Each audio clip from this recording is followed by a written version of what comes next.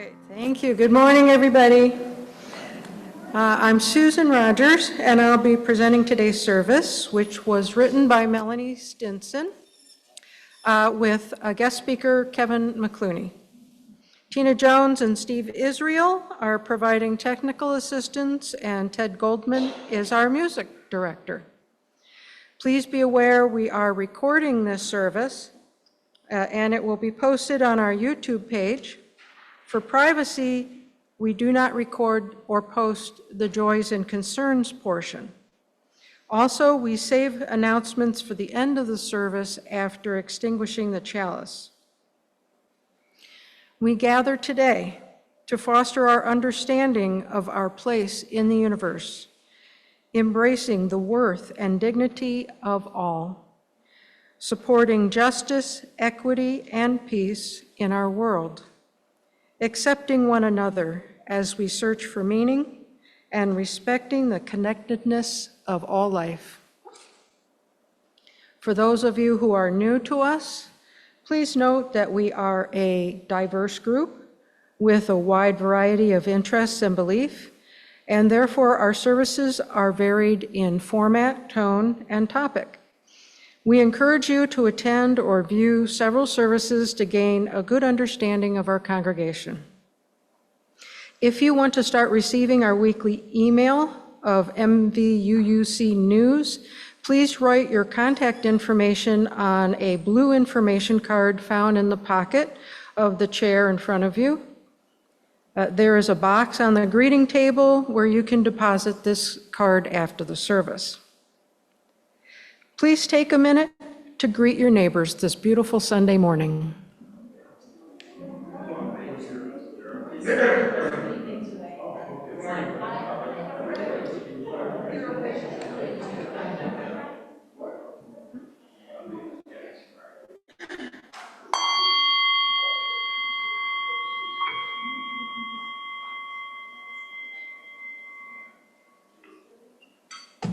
The chalice will be lit today by Lynn Israel.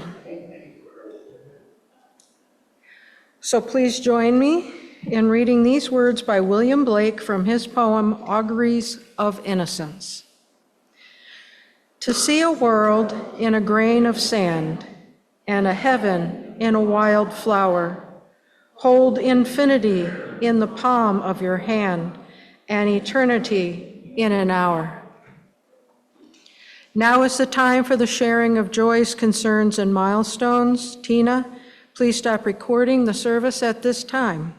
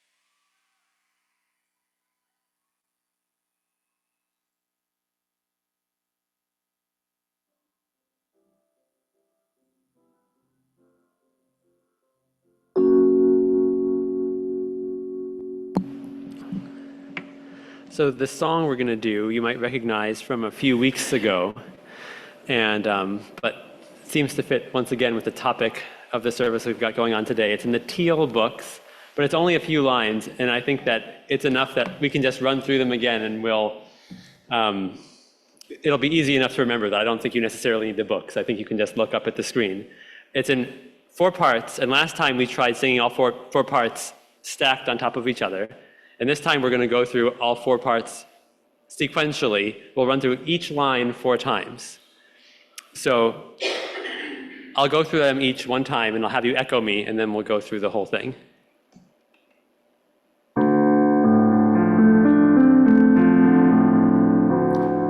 Where do we come from? What are we?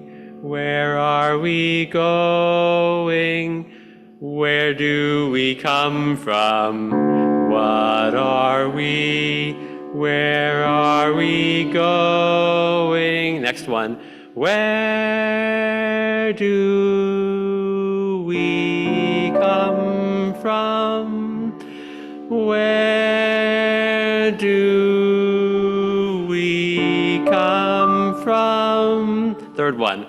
Mystery, mystery, life is a riddle and a mystery. Mystery, mystery, life is a riddle and a mystery. Last one. Where do we come from? Where are we going? Where do we come from? Where are we going? This seems like a good one for dim lights again, so maybe we'll do what we just did in the moment of silence, and we'll just have the lights slow, and we'll go through 4 quiet verses for each of each line.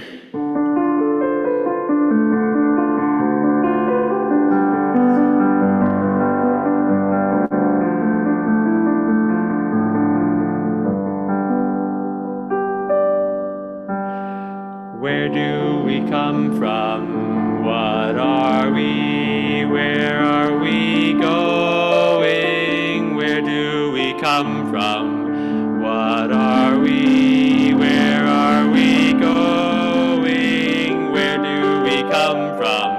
What are we? Where are we going? Where do we come from? What are we? Where are we going?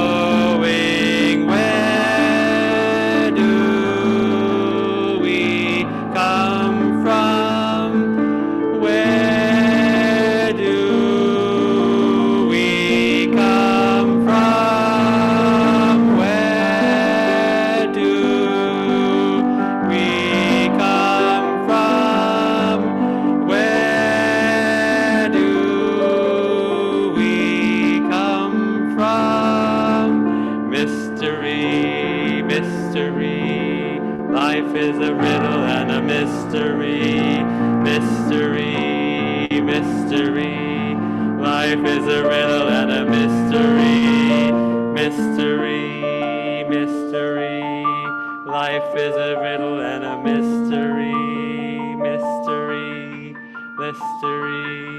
Life is a riddle and a mystery. Where do we come from? Where are we going? Where do we come from?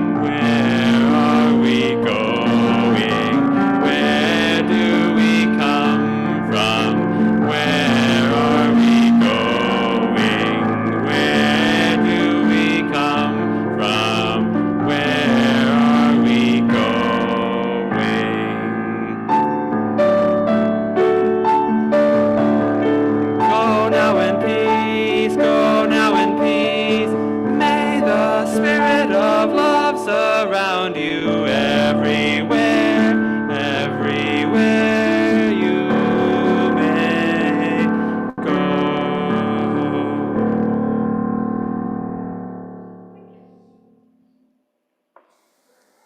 So Pierre Teilhard de Chardin was a French Catholic priest, scientist, paleontologist, theologian, philosopher, teacher, who wrote many books during his life, including his seminal work titled The Human Phenomenon. In that book, he states, somehow or another, there must be a single energy operating in the world. In his book on Teilhard, titled Everything Ablaze, psychotherapist David Richo wrote, oneness is a scientific realization, not only a mystical one. For instance, we are one in the sense that we all share the same laws of physics. There is no dichotomy between us and the universe, or between us and anything. Likewise, using scientific terms, we might like to say that at death, our soul does not escape our body in a dualistic way. As things, we are composed of waves and particles. Our body/matter is transformed at death. We become more wave than particle. Mystically, God is the ocean of waves of all worlds. Physics uses the term entanglements to show a bond that endures in separation and has no finality. It is non-local, operating irrespectively of the physical distance between things. Teilhard used the word noosphere. He imagined Earth to be a thinking layer around it, or to have a thinking layer around it, an invisible envelope of consciousness, not only in us, but in all things. This is not a new realization. The ancient Greek philosopher Pythagoras taught that the universe has intelligence. So Huna, per Melanie's understanding, is an ancient Hawaiian philosophy that views everything as alive. The chair you're seated on, the floor, rocks, houses, trees, animals, humans, and so forth. Teilhard's noosphere is interactive and holographic, happening now among all of us, larger than any of us, but including all of us. He certainly would have recognized the internet as an expression of universal interconnectivity. We have a video with Melanie Stinson giving the reflection and the UU connection. Good morning. I'm kind of excited to give you this reflection today because there's so much polarity in the world. And when I read this book, Everything Ablaze by David Richo, I saw the possibility of unity between science and religion, or science and spirituality, or nature mysticism. And any kind of unity is better than none.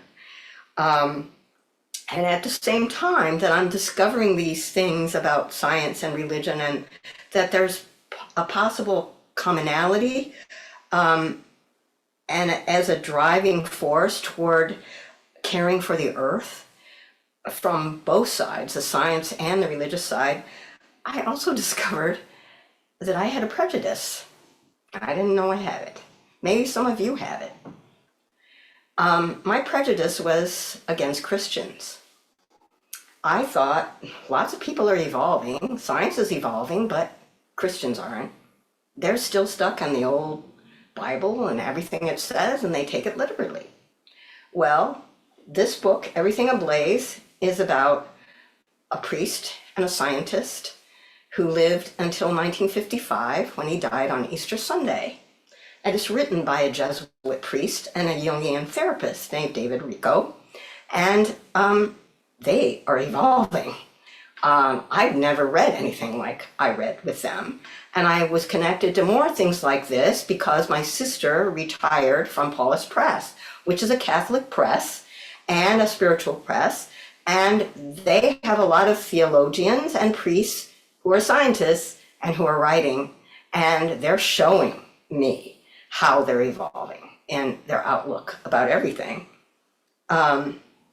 So in this kind of free and responsible search for truth and meaning, in reading the book, and I'm kind of always searching for these things, I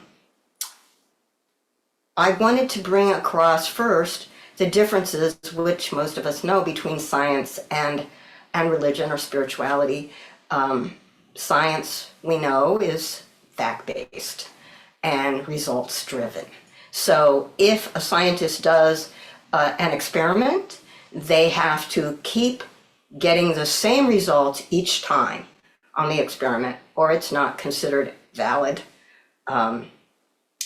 Now, how can there be any similarities with the spirituality or religion that is not fact-based at all? It's faith-based. It's based on a comfort with paradox, uncertainty, and metaphor.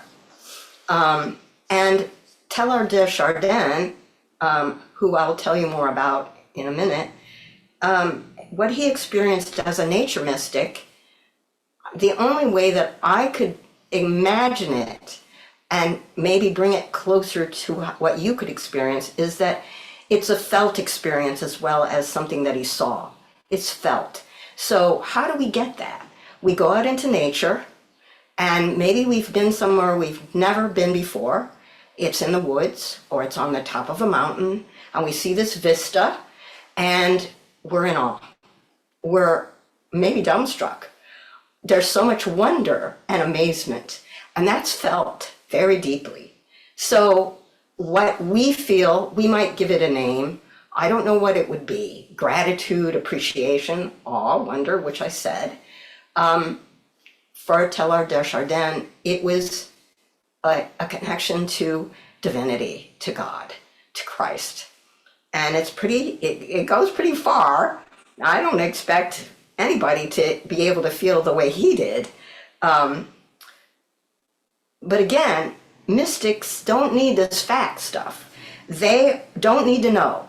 And in the Buddhist religion, it's the don't know mind. And in the Hindu religion, I couldn't tell you exactly, but the Hindu mystic Krishnamurti, who worked with the quantum physicist David Bohm, and that is in his later books, and I read one of them, and I have to say, that was really hard to understand. I didn't get a lot of it. Anyway, Krishnamurti said, truth is a pathless land. So you can see, wow, kind of really different. So how are they similar? They're similar in that there is something beneath or beyond what we see with the naked eye. So in the book, Everything Ablaze, David Rico uses the Rock of Gibraltar, and he brings in different scientists.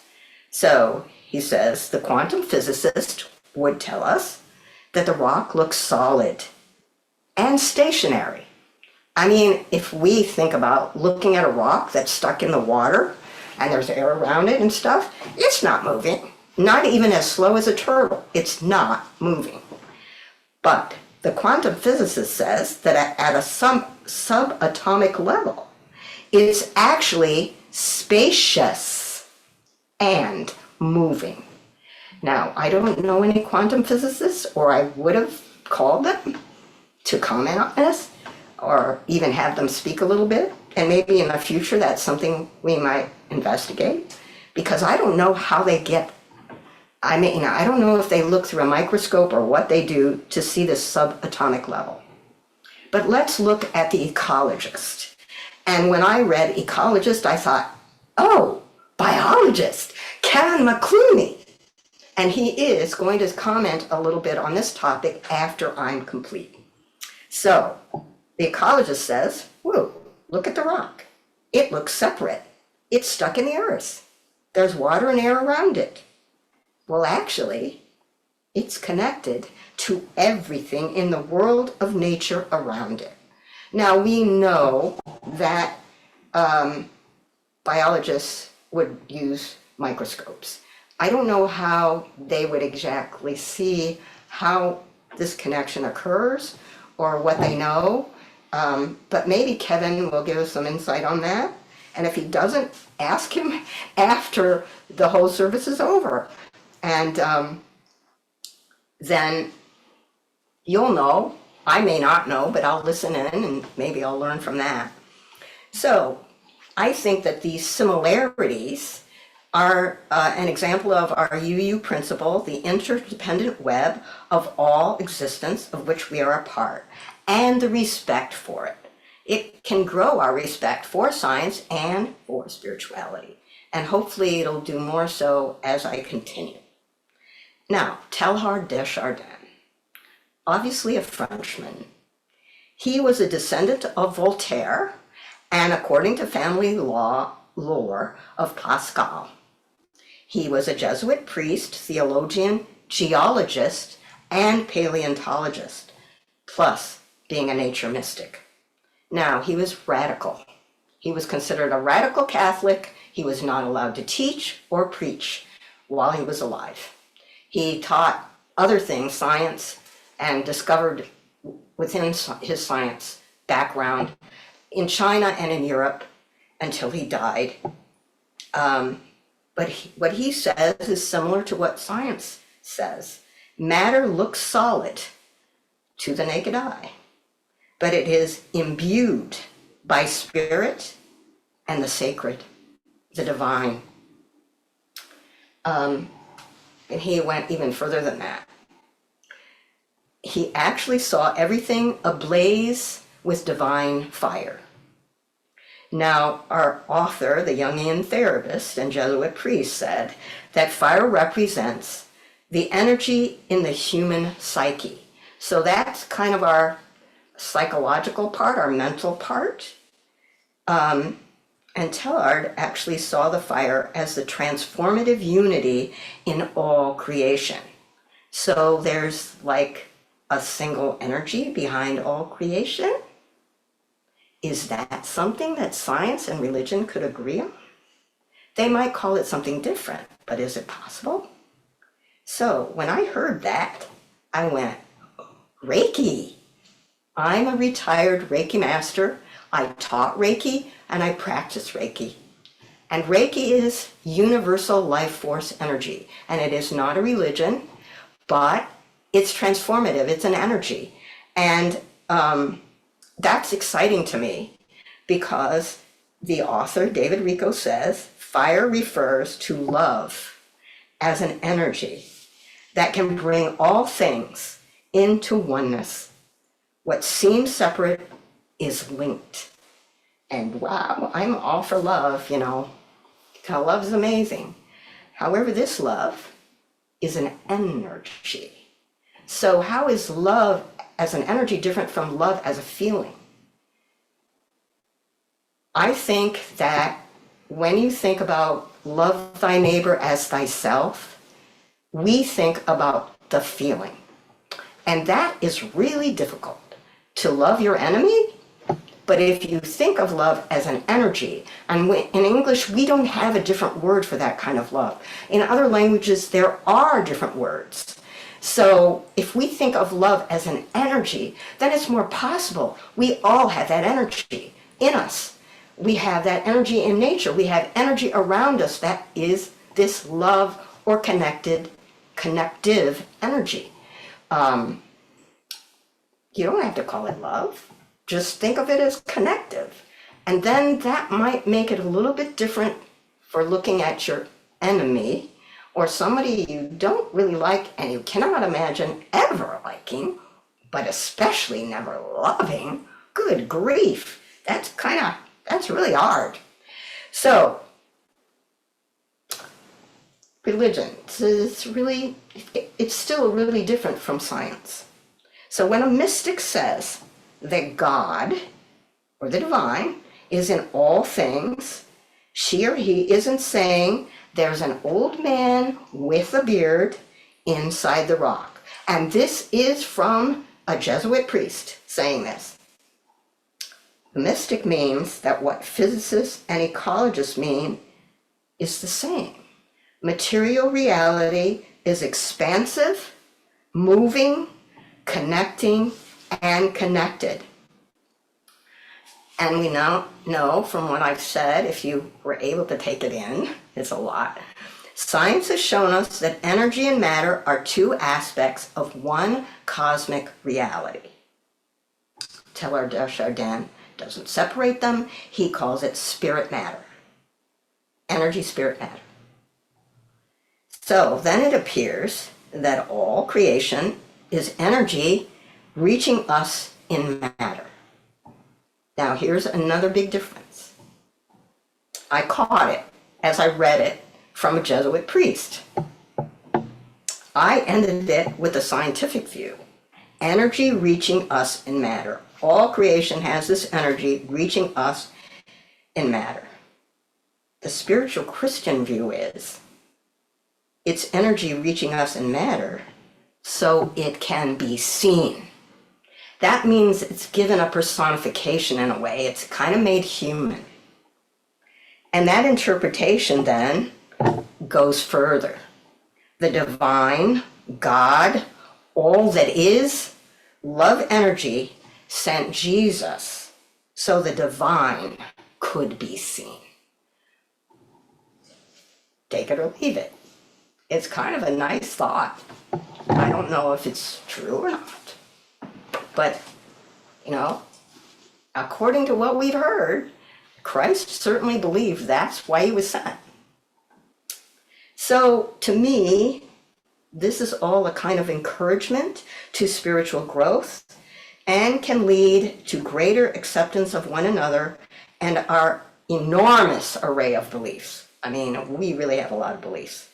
So I'm wondering if we, as you use, can use this understanding, if it's new or old, to better accept those who can understand this love energy only as God, and maybe only as an old man with a beard. I think that this information, this unity of a vision, can help us bring understanding of both cultures so that when we encounter someone now who seems to be this old view, maybe there's a way we can talk about it a little bit differently and show how science and spirituality are coming together. Before I finish, David Rico goes into a number of reflections and meditations and even prayers about love of Christ unity. This Christ that Teilhard de Chardin actually felt was in all matter. And they both see this as a driving force behind all of us becoming caretakers of the planet. And I think Susan will give you a little bit more about in the closing words. In the meantime, I think Kevin is up next to help you with a little bit more about this topic. Thank you so much. Namaste.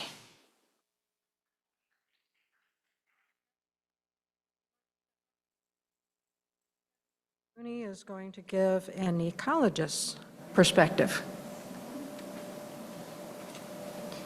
Thanks. So Melanie asked me to give an ecologist's perspective on the Rock of Gibraltar. I didn't see the video ahead of time, so it's focused in on the Rock of Gibraltar and what I might see there.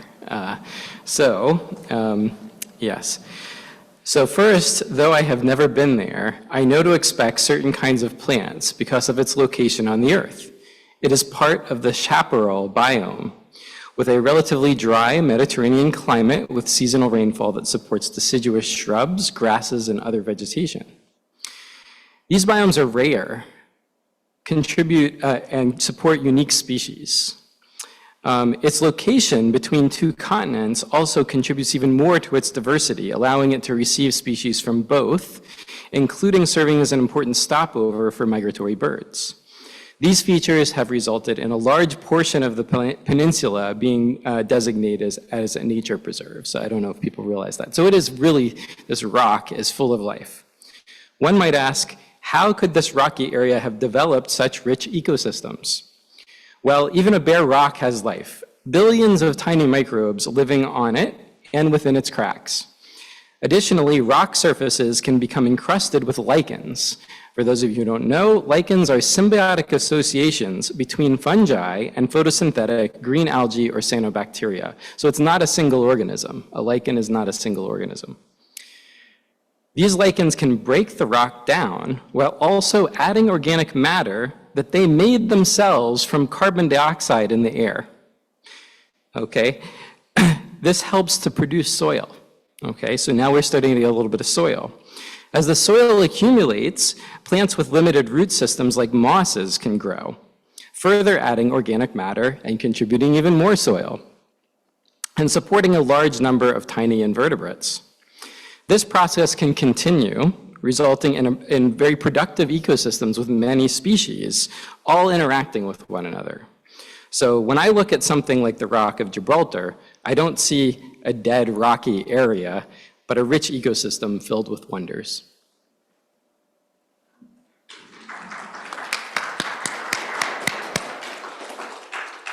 Thank you, Kevin. Now we pass our offertory basket. All donations are gratefully welcome. If you make automatic pledge payments online or through the bank, please place one of the yellow cards indicating the support in the basket. Thank you. And Ted, would you please accompany the offertory?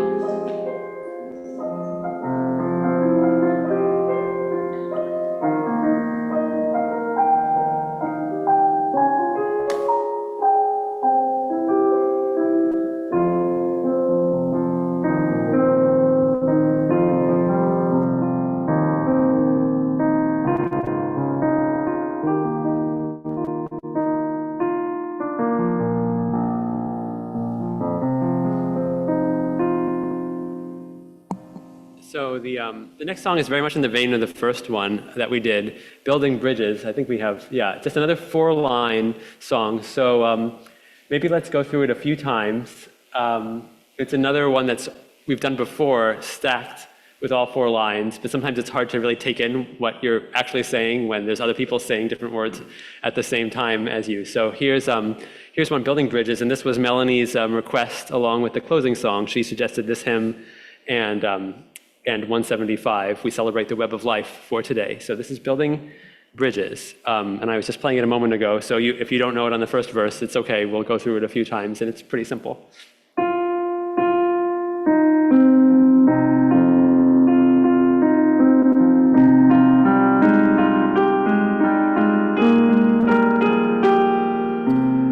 Building bridges between our traditions, I reach out to you, will you reach out to me? With all of our voices and all of our visions, friends, we could make such sweet harmony. Building bridges between our divisions, I reach out to you, will you reach out to me? With all of our voices and all of our visions, friends, we could make such sweet harmony. Again, building bridges between our divisions, I reach out to you, will you reach out to me? All of our voices and all of our visions, friends, we could make such sweet harmony.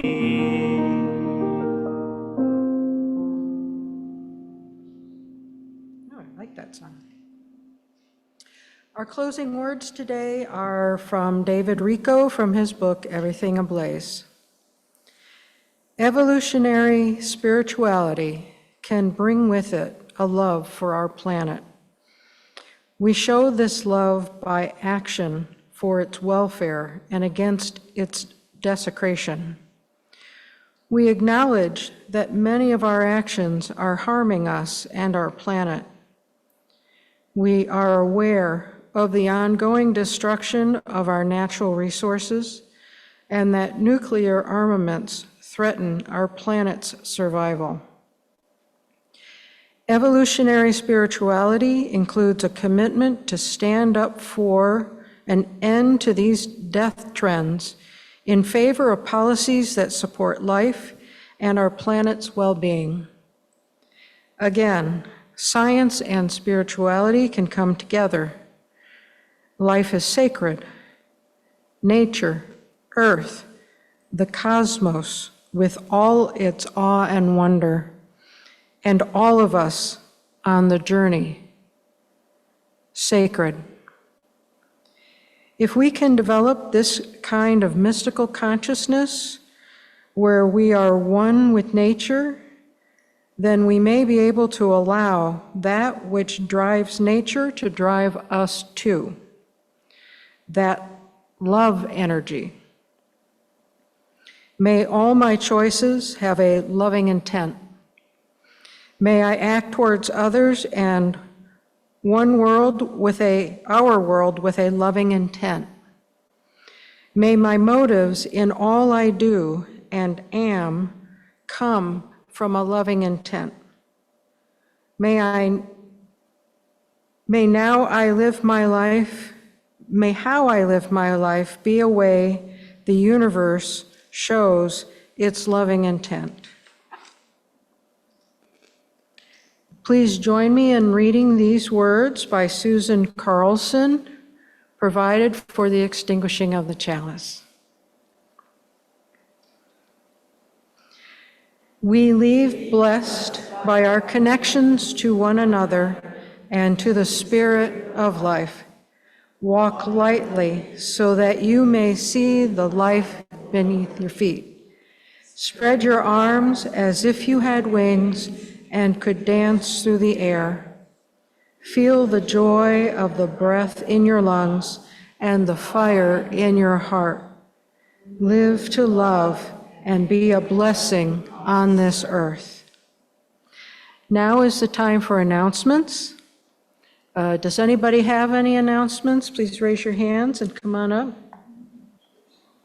Yep, Lynn has an announcement.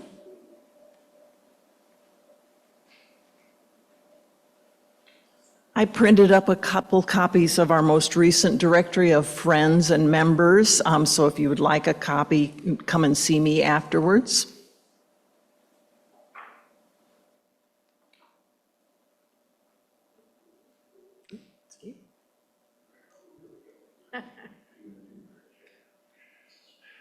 I'm Steve Israel. Since I mentioned that we're reviving the Bowling Green Magic Club, I've had some questions from the congregation. Here's one. Here are three of them. If I take this class, can I magically make more money appear in my checking account? That's a good question. Here's another one. Can I cast a spell on my neighbor's dog to make him stop barking? Yeah, maybe. And here's one that I don't think we're going to address. Can I hypnotize my husband and make him wash the dishes? So three good questions. Because there's been there have been other questions about the group. I put together a little information sheet that I'd be happy to pass around. We meet the first 4 Sundays in June. The first Sunday is June 2nd. And it's open to people of all ages. So if you'd like a copy of this, let me know. It'll explain everything to you.